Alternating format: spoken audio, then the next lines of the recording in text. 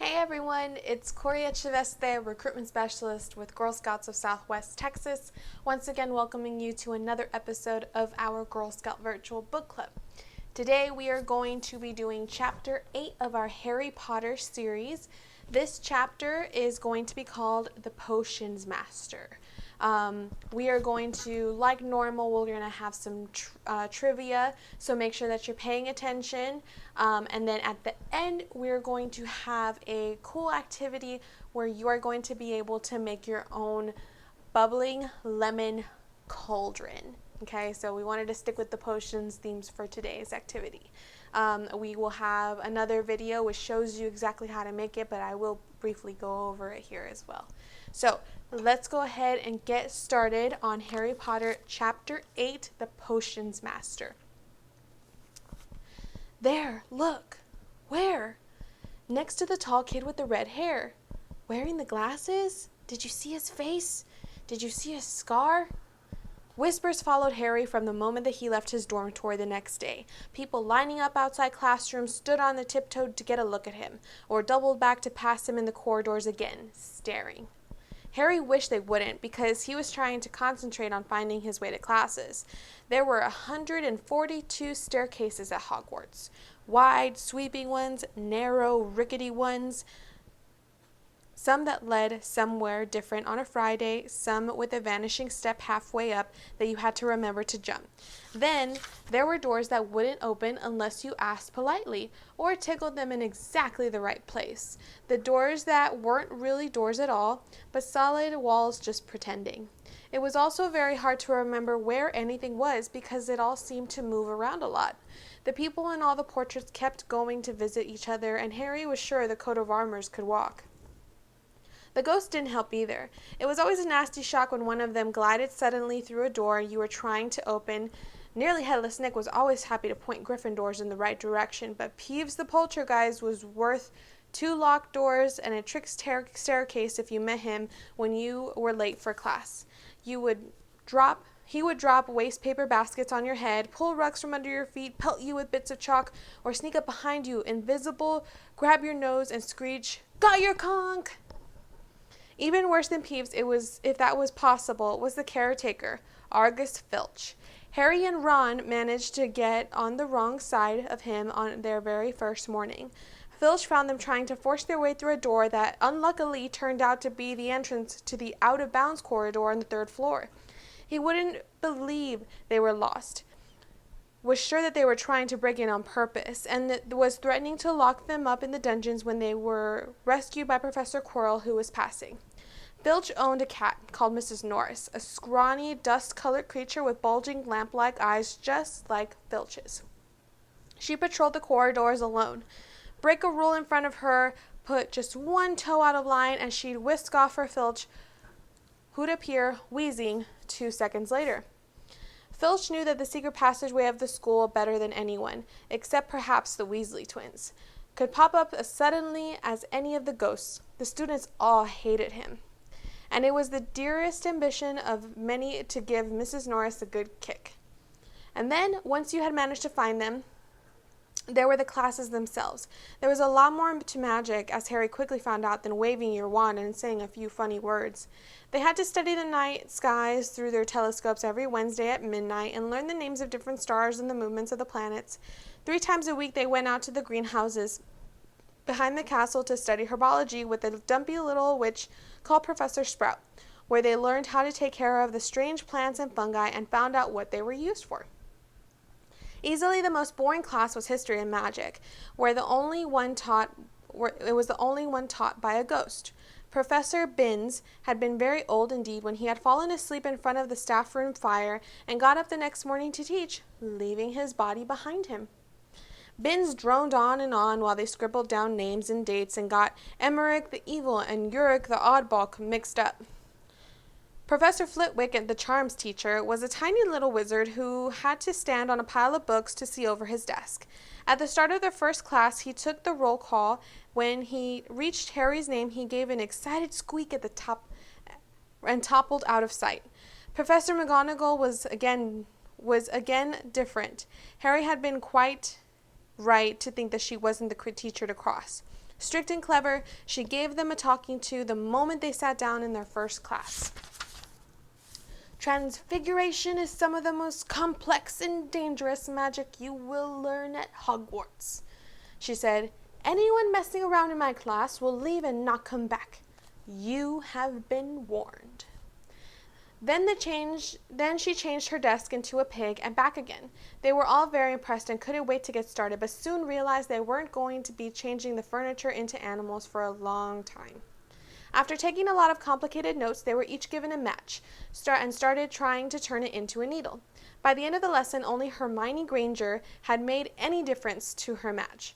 Professor McGonagall showed the class how it had gone, all silver and pointy, and gave Hermione a rare smile. The class everyone had really been looking forward to was Defense Against the Dark Arts, but Quirrell's lessons turned out to be a bit of a joke. His classroom smelled strongly of garlic, which everyone said was to ward off a vampire he'd met in Romania and was afraid it would be coming back to get him one of these days. His turban, he told them, had been given to him by an African prince as a thank you for getting rid of a troublesome zombie, but they weren't sure they believed his story. For one thing, when Seamus Finnegan asked eagerly to hear how Quirrell had fought off the zombie, Quirrell went pink and started talking about the weather. For another, they had noticed what a funny smell hung around his turban, and the Weasley twins insisted that it was stuffed full of garlic as well, so that Quirrell was protected wherever he went. Harry was very relieved to find out that he wasn't miles behind everyone else. Lots of people had come from Muggle families and, like him, hadn't had any idea that they were witches or wizards. There was so much to learn that even people like Ron didn't have much of a head start. Friday was an important day for Harry and Ron. They finally managed to find their way down the Great Hall for breakfast without getting lost once. "What have we got today?" Harry asked Ron as he poured sugar on his porridge. "Double potions with Slytherins," said Ron. "Snape's head of Slytherin House. They say he always favors them. We'll be able to see if it's true." Wish McGonagall favored us," said Harry. Professor McGonagall was head of Gryffindor House, but it hadn't stopped her from giving them a huge pile of homework the day before. Just then, the mail arrived. Harry had gotten used to this by now, but it had given him a bit of a shock on the first morning, when about 100 owls had suddenly streamed into the Great Hall during breakfast, circling the tables until they saw their owners and dropping letters and packages into their laps. Hedwig hadn't bought Harry anything so far. She sometimes flew in to nibble his ear and have a bit of toast before going off to sleep in the owlery with the other school owls. This morning, however, she fluttered down between the marmalade and the sugar bowl and dropped a note onto Harry's plate. Harry tore it open, and at once it said, in a very untidy scrawl, "Dear Harry, I know you get Friday afternoons off, so would you like to come and have a cup of tea with me around 3? I want to hear all about your first week. Send us an answer back with Hedwig. Hagrid." Harry borrowed Ron's quill, scribbling "Yes, please, see you later" on the back of the note, and sent Hedwig off again. It was lucky that Harry had tea with Hagrid to look forward to, because potion lesson turned out to be the worst thing that had happened to him so far. At the start of the term banquet, Harry had gotten the idea that Professor Snape disliked him. By the end of the first potions lesson, he knew he'd been wrong. Snape didn't dislike Harry. He hated him. The potions lessons took place down in the dungeons. It was colder here than up in the main castle, and would have been quite creepy enough without the pickled animals floating in glass jars all around the walls. Snape, like Flitwick, started the class by taking roll call, and like Flitwick, he paused at Harry's name. "Ah, yes," he said softly. "Harry Potter, our new celebrity." Draco Malfoy and his friends Crabbe and Goyle sniggered behind their hands. Snape finished calling the names and looked up at the class. His eyes were black like Hagrid's, but they had none of Hagrid's warmth. They were cold and empty and made you think of dark tunnels. "You are here to learn the subtle science and exact art of potion making," he began. He spoke in barely more than a whisper, but they caught every word. Like Professor McGonagall, Snape had the gift of keeping the class quiet without an effort. "As there is little foolish wand-waving here, many of you will hardly believe this is magic.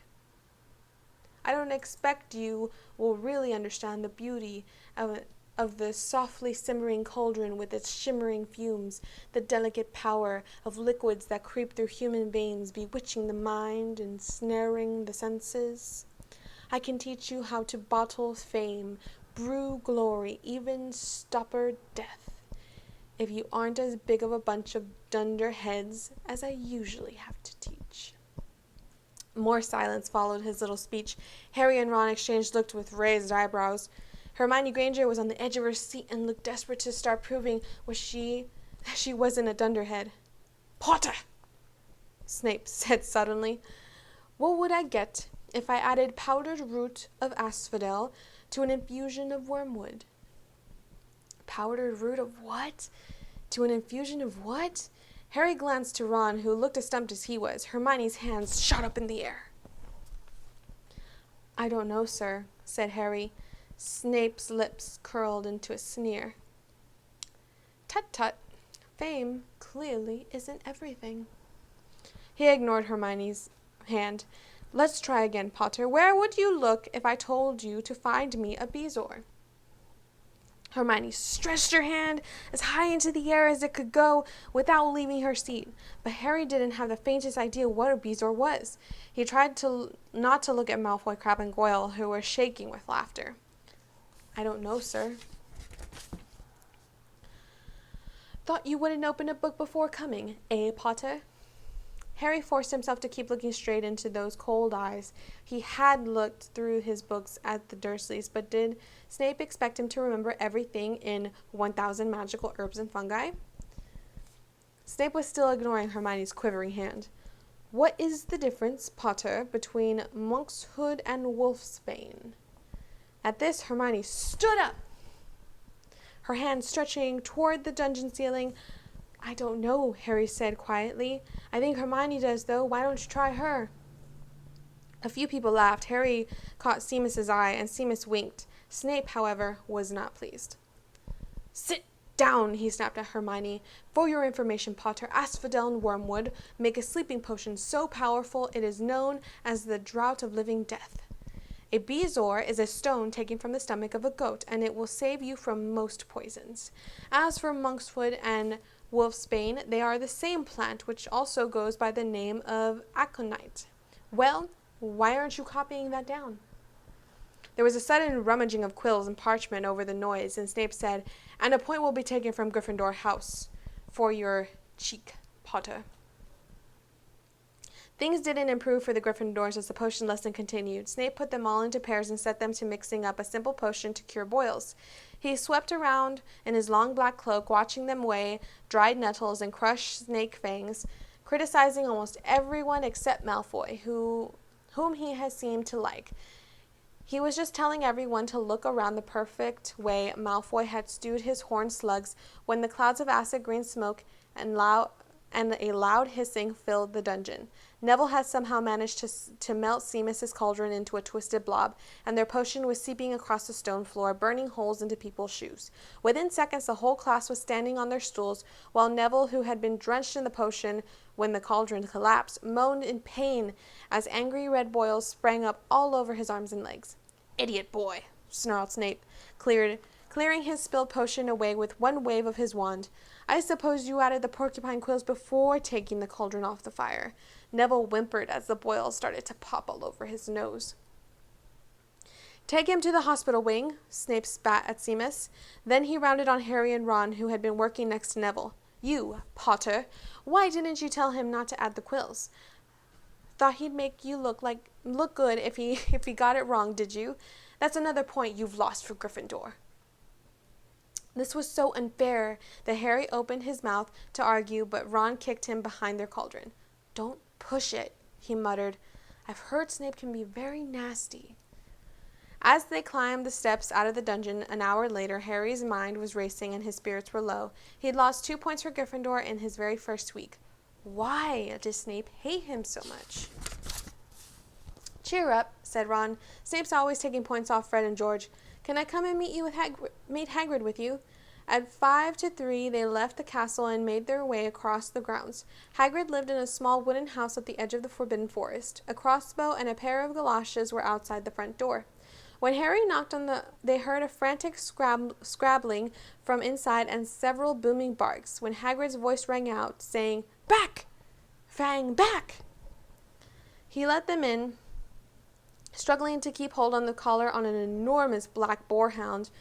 There was only one room inside. Hams, pheasants, were hanging in the ceiling. A copper kettle was boiling on the open fire. In the corner stood a massive bed with patchwork quilt over it. "Make yourselves at home," said Hagrid, letting go of Fang, who bounded straight at Ron, started to lick his ears. Like Hagrid, Fang was clearly not as fierce as he looked. "This is Ron," Harry told Hagrid, who had been pouring boiling water into a large teapot and putting rock cakes onto the plate. "Another Weasley, eh?" said Hagrid, glancing at Ron's freckles. "I spent half me life chasing your brothers away from the forest." The rock cakes were shapeless lumps with raisins that almost broke their teeth, but Harry and Ron pretended to be enjoying them as they told Hagrid all about their first lessons. Fang rested his head on Harry's knee and drooled all over his robes. Harry and Ron were delighted to hear Hagrid call Filch "that old git." And as for the cat, Mrs. Norris, I'd like to introduce her to Fang sometime. Do you know, every time I go up to the school, she follows me everywhere. Can't get rid of her. Filch puts her up to it. Harry told Hagrid about Snape's lesson. Hagrid, like Ron, told Harry not to worry about it, that Snape had liked hardly any of the students, but he seemed to really hate me. "Rubbish," said Hagrid. "Why should he?" Yet Harry couldn't help thinking that Hagrid didn't quite meet his eyes when he said that. "How's your brother Charlie?" Hagrid asked Ron. "I liked him a lot. Great with animals." Harry wondered if Hagrid hadn't changed the subject on purpose. While Ron told Hagrid all about Charlie's work with the dragons, Harry picked up a piece of paper that was lying on the table under the tea cozy. It was a cutting from the Daily Prophet. "Gringotts break-in latest." Investigations continue into the break-in at Gringotts on the 31st of July, widely believed to be the work of dark wizards or witches unknown. Gringotts goblins today insisted that nothing had been taken. The vault that was searched had in fact been emptied the same day. But we're not telling you what was in there, so keep your noses out if you know what's good for you, said the Gringotts spokesgoblin this afternoon. Harry remembered Ron telling him that on the train that someone had tried to rob Gringotts, but Ron hadn't mentioned the date. "Hagrid," said Harry, "that Gringotts break-in happened on my birthday. It might have been happening while we were there."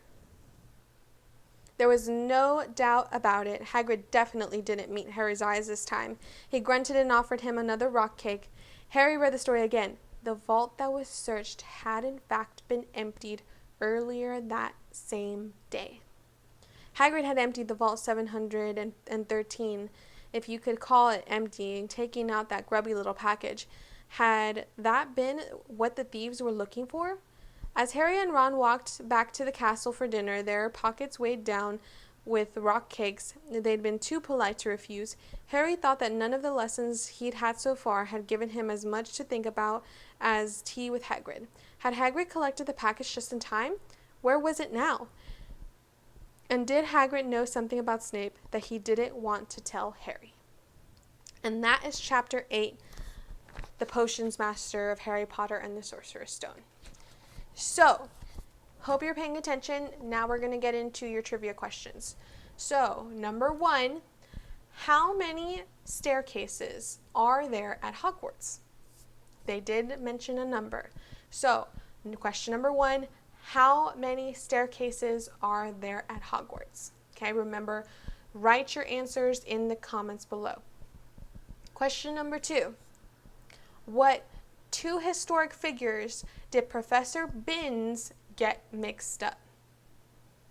Again, question number 2. What 2 historic figures did Professor Binns get mixed up? Okay? Question number 3. What animal would you look for to get a bezoar? Again, question number 3. What animal would you look for to get a bezoar? Okay? Write all your answers in the comments below. Those are your 3 trivia questions for today's episode.